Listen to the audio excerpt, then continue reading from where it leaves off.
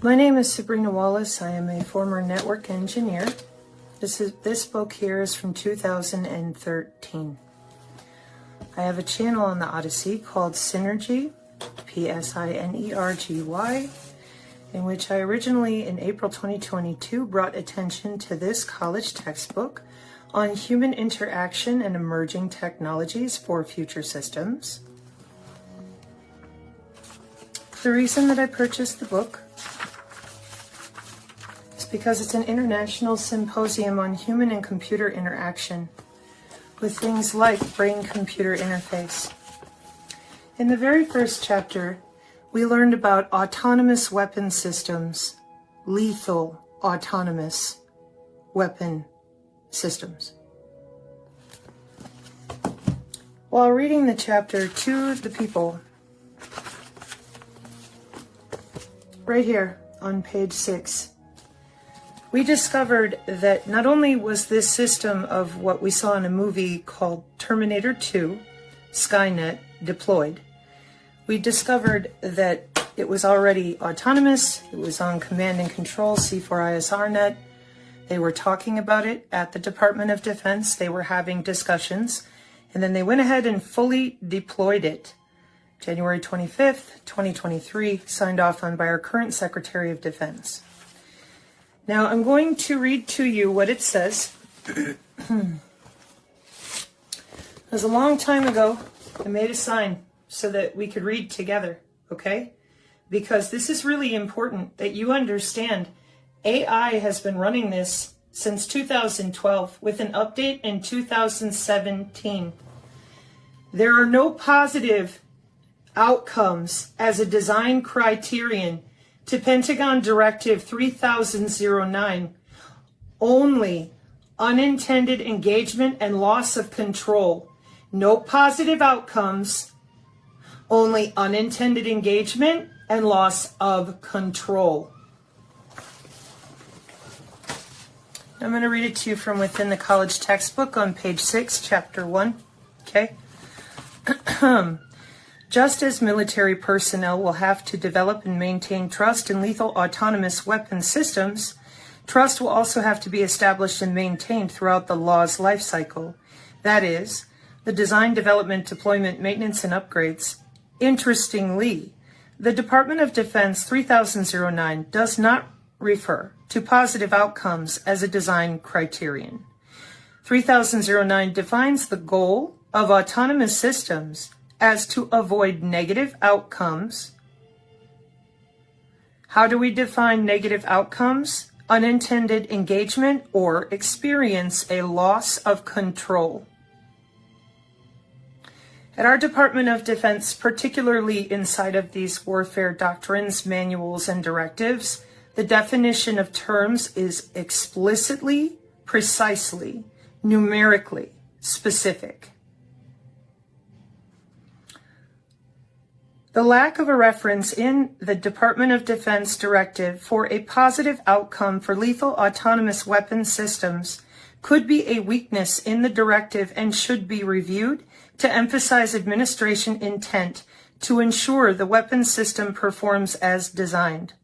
More importantly, the military will have to consider the impact on trust when laws does not perform as designed or does have an unintended engagement or experience a loss of control. In other words, when lethal autonomous weapon systems do not perform as designed and breaks trust. By highlighting the unique trust considerations, concerns, and constraints between the military person and the lethal autonomous weapon system, the Department of Defense will be in a better position to provide employment guidance for these systems. NIST, National Institute of Standards and Technology, Trust in Artificial Intelligence 2021 explains in clear language the AI revolutionary challenge, why trust is so important and difficult to implement. Quote, "The artificial intelligence revolution is upon us with the promise of advances such as driverless cars, smart buildings, automated health diagnostics, and improved security monitoring. Many current efforts are aimed to measure system trustworthiness through measurements of accuracy, reliability, and explainability, among other system characteristics. While these characteristics are necessary, determining that the AI system is trustworthy because it meets its system requirements won't ensure widespread adoption of AI. It is the user, the human affected by the AI, who ultimately places their trust in the system. The study of trust in automated systems has been a topic of psychological study previously. However, artificial intelligence systems pose unique challenges for user trust. AI systems operate using patterns in massive amounts of data. No longer are we asking automation to do human tasks. We are asking automation to do tasks that we cannot. Let's see. The March 2021 Department of the Navy's Unmanned Campaign Plan describes its vision for the Navy as to make unmanned systems a trusted and sustainable part of the naval force structure integrated at speed to provide lethal, survivable, and scalable effects in support of the future maritime mission. Additionally, the Chief of Naval Operations released his AI plan that states the following. Unmanned platforms play a vital role in our future fleet. Successfully integrating unmanned platforms under, on, and above the sea gives our commanders better options to fight and win in contested spaces. They will expand our intelligence, surveillance, and reconnaissance advantage, add depth to our missile magazines, and provide additional means to keep our distributed force provisioned.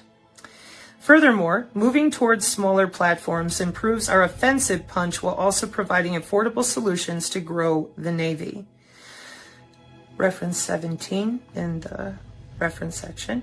The plan calls for the Navy to develop, test, and deploy unmanned systems to perform the dull, dirty, and dangerous missions. Some of the systems in development are the MQ-25A Stingray, unmanned carrier-based refueling tanker, Overlord unmanned surface vehicles, Sea Hunters, and Ghost Fleet Overlord. The United States Marine Corps is developing and testing systems such as the Supply Glider effort that DARPA has assisted with. The U.S. Army is developing advanced targeting and lethality automated system. That would be Atlas.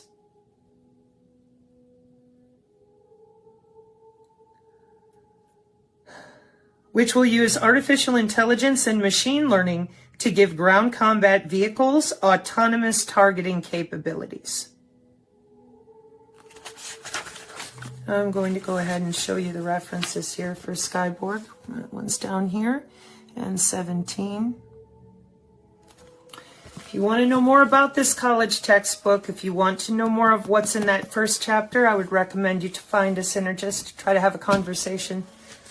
Okay, so what are we here for today?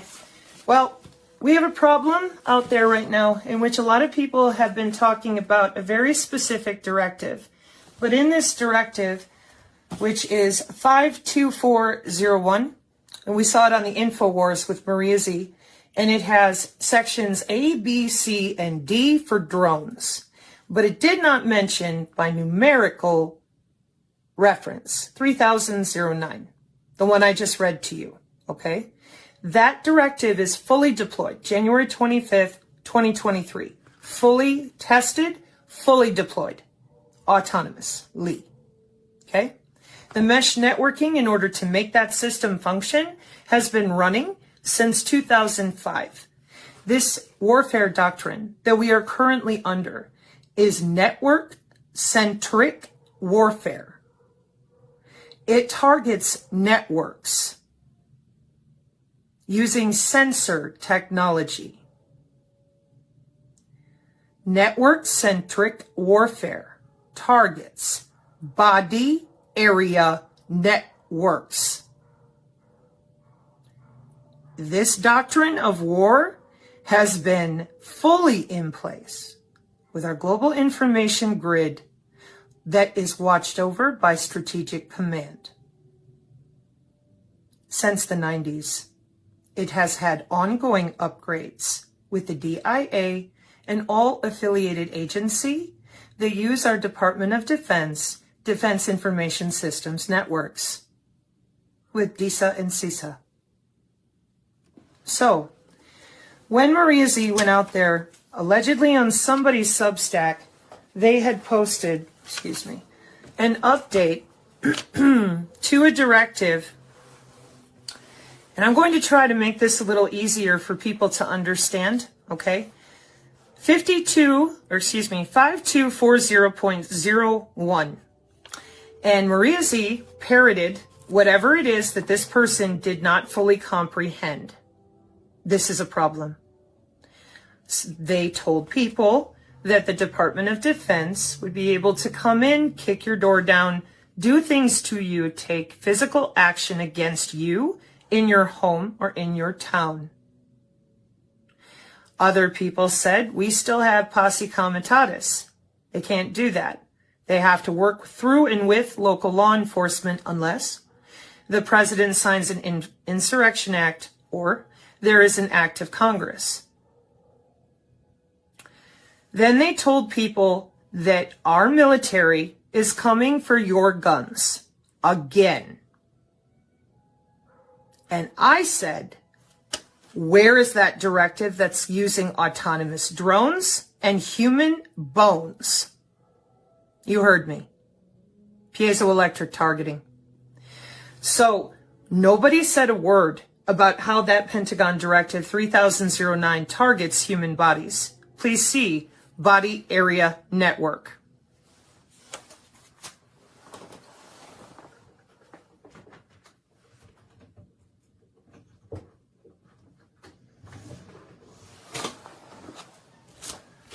This is the Synergy Tech Metric PDF, courtesy of a friend who's helping me for free. She has made a Google Drives or Google page for all of our PDFs. This is the main one because there's nothing in here except documentation from the wireless industry that is properly in alignment, not only with Pentagon directives and healthcare, but the wireless industry's forward deployment of 6, 7, 8, 9, and 10G test beds for Agenda 2030 and the C40 Cognitive City initiatives.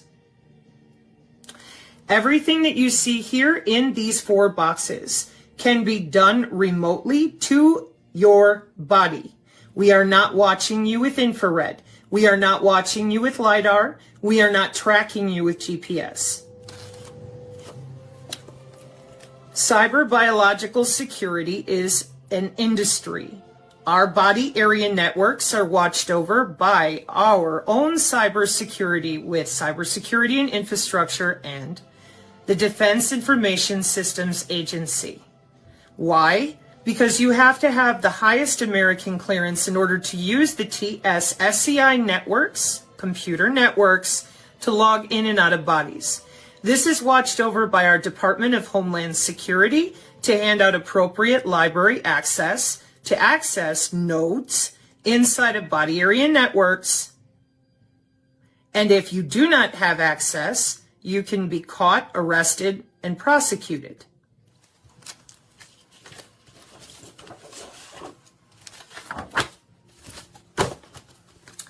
While watching what has been going on in Israel, people wanted to know, how is it that if I'm standing next to another person, the signal only hits me? When you are sitting at a table and your cell phone rings, do the party members you are seated with, do their phones ring? There's your answer. Then people wanted to know, how is the body being targeted? Bioelectromagnetic algorithms that measure the body's bioelectricity with biological signals perturbating the human biofield. It's a piece of anatomy.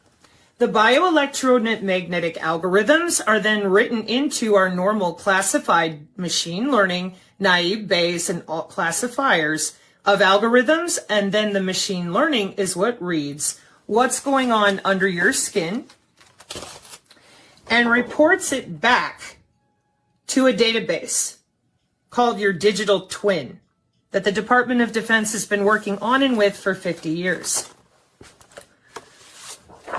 These biosensor systems are very robust. They are part of our current network-centric warfare doctrine. They also are what the kill box is using in order to proceed with appropriate targeting since 2005. How are they doing it? You are connected to the cloud on that same secure system backend with our government for Body Area Network, Department of Homeland Security, Cyber Biological Security. Period. Now, if you look up Body Area Network, you're going to end up on the Wikipedia and you're going to see a symbol that looks like this. That's because the nano is inside of the Body Area Network, which is inside of another network, and so forth. The sensor systems are inside of you. They are not easily accessible to hackers since bare minimum, 2011 Wiley article. Please see other videos on the channel for more information. The Rumble archive is very robust with that information. Here we are in cybersecurity layer 1. Here we are in cybersecurity layer 2. Beyond cybersecurity layer 2 of the wireless body area networks, the body area network, to keep it more simple, there is a black box procedure for up to 2 layers before it reaches the rest of the hospital, whoever it is that's ordering your biological signals to be reviewed with their proprietary software on their phone or their device or whatever else. 2 layers. So technically there's 5 layers, but if you're not working in security, cyber biological security, you're not going to know that or ever see it. That way hackers cannot easily get back and forth between right here. The cyber biological security on the biosensors is even more intense. That is why it is written with that supervised machine learning algorithms for bioelectromagnetics, prediction models, and feature selection techniques using data from weak radio frequency radiation effect on human and animal cells for synthetic aperture radar and any measurement that we want from a biological signal. This was the reason for your new graphene healthcare, but graphene is not the only material that is in use to make the transduce, the transduction of transmission and reception of electrical signals through the body easier. One more time. This is game theory using computer networking and your body. There is not only one place on the body that the biosensors load a signal. There's a radio frequency sink, there's a biosensor head node, and then multiple other networks inside and outside the body in order to establish the appropriate criteria for the kill box.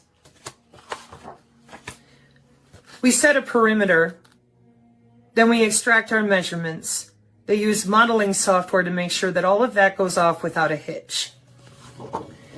The sensors are split up into multiple categories. The nanotechnology is there as a redundancy network, meaning that if other networks fail, this one doesn't. It's in your interstitial fluids, your interstitium. That's right underneath your skin, which is right underneath that biological field that is electrical and magnetic, that allows electronic and electromagnetic warfare to be fired from a low Earth orbit satellite, possibly bounce off a high altitude platform. And here's you standing down there on the ground. This is MOHRS, Moore's Circle Math, for our trajectory of aim and fire. Your Internet of Space things and your galactic networks are actually right here. We have CubeSat, we have low Earth orbit satellite, we have, of course, Elon Musk satellite systems. They are using body area networks and sensor technologies.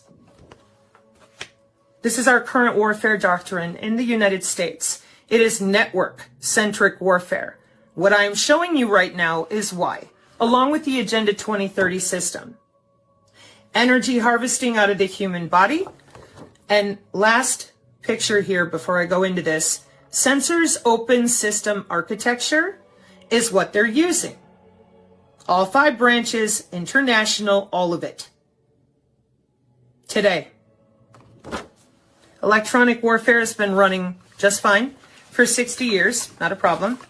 So when I saw this InfoWars grim-faced Maria Z get up there and tell people with images of Australia on fire that they were coming with their guns, with our military to knock down our doors, and the only way that that wouldn't happen is if, again, nobody signs the Insurrection Act and nobody goes to Congress.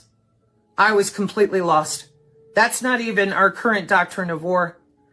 And then a bunch of people on YouTube and elsewhere continue to talk about this 5240.01, no reference to the 1982 5240.1R with sections 12 and 13, where the updates are for if humans get in the way.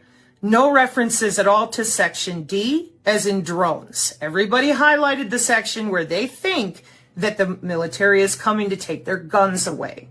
We don't even need your guns. We don't use guns. We're using electronic and electromagnetic warfare since, again, bare minimum, Desert Storm.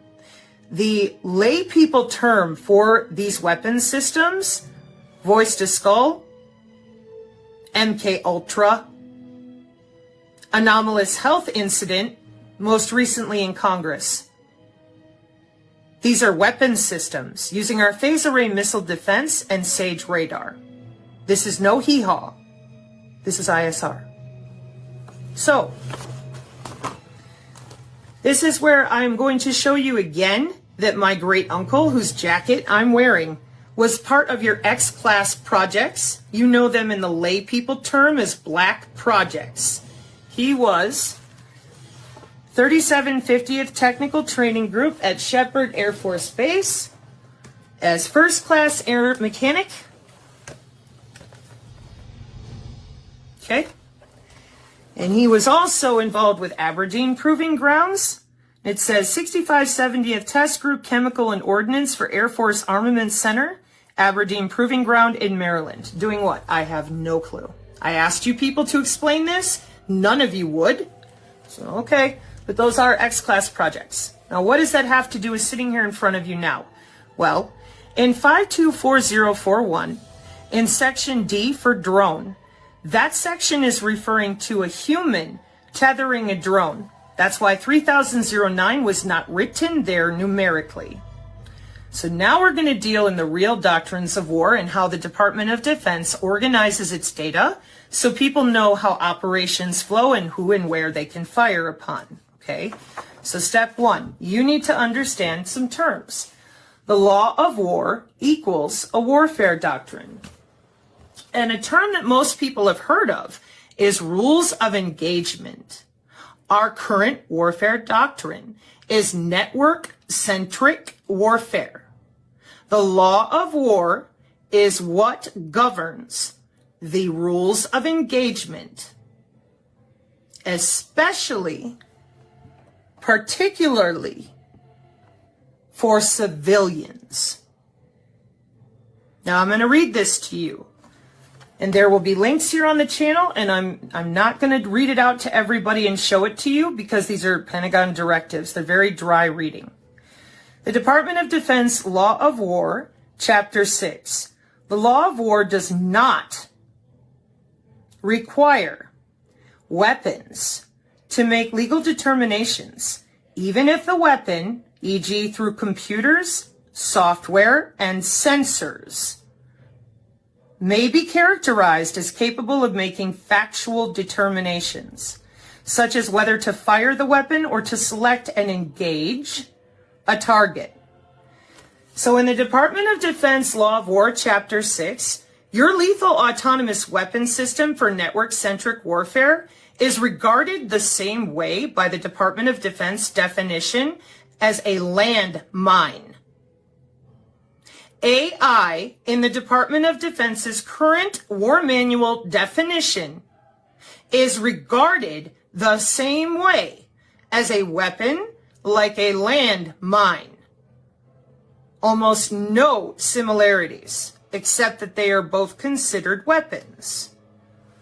So Section D, inside of this directive, that you need the Insurrection Act or an act of Congress to properly activate, 5240.01. In Section D, as in drone, in Pentagon Directive 524001, that you've all been yammering about for a week inappropriately, scaring people. You left out the real directive with the real warfare doctrine, because if rules of engagement are what dictate whether or not they can engage. We have a literal Skynet system running since 2012, updates in 2017, the Joint Artificial Intelligence Commission telling everyone to get in on AI in 2020, with General Raymond from Space Force, with Secretary of Defense Mark Esper, and they're all using it with brain-computer interface and other types of mesh networking interface. That would be more sensor technology. So when you go out there and tell people that we're going to have physical armed service members able to raid their front doors, that are going to come and fight them for their guns, it's asinine. Pentagon Directive 3009 can do whatever it wants because it's protected legally. It is the current network-centric warfare doctrine. Now, wait a minute. That does not mean that our Secretary of Defense and, of course, our Boeing planes and other things, that they do not have ways to double-check some of these signals. But the majority of the system is machine learning, AI, and if you don't have a login for these things, if you're not watching it, you won't have access to that. That's a military operations center versus a network or a secure operations center. So, the human combatants have constraints. Lawful order in order for the Department of Defense to act on U.S. soil. So you have to have that posse comitatus. Again, you have to sign the Insurrection Act, or you need an act of Congress. So in other words, 524001 has nothing in it where they can do anything without removing posse comitatus or getting an act of Congress. But Pentagon Directive 3009, that's been deployed since 2012, running with full deployment via Kathleen Hicks, Secretary of Defense, since January 25th. This directive is regarded like a landmine. It's not going to be held accountable. What? The drone. So when we lie to people and we do not explain to them what the manual of war for our current Department of Defense directives, we end up scaring people, leaving them helpless, having them preparing their homes and minds for warfare we are not using. Not even using GPS. We're using biosensing and sensing technology with position navigation and timing on the ultra-wideband, with radio access networks and all sorts of ways to throw those electrical signals around you and through you. Now, I appreciate that there's a lot of people out there that think that once we have an election, that things are just going to be 1995. I'm sorry. I truly am. But those of you who have put us in this position and those of you who refuse to read, by now you should know better. So, please update your friends, neighbors, and selves. The government currently does not have operational procedural authority to come kick at your door and take your gun. But a drone can fly over your home, render you inert in your bed, or interrupt your intracardiac network using intra-body communication. Then what are you going to do? You can't live in a Faraday bag. There are shielding and blocking effects that all of us can do to our home. But ultimately, the signal is generated by the vibration of your DNA resonance. That is what the bioelectromagnetic algorithms are measuring. It is not about what you're wearing, what you put in your mouth, what you have on your body, haptic gear. The systems in electronic warfare use that mesh networking at the molecular scale. That's why the Department of Energy is often involved. If you have any further questions or concerns, please consider seeking the channel, seeking a synergist, and updating your mind with appropriate directives explained with appropriate procedural, precise indicators of our manual of war for the Department of Defense. Please do not spread any further fear and propaganda. Thank you for your time.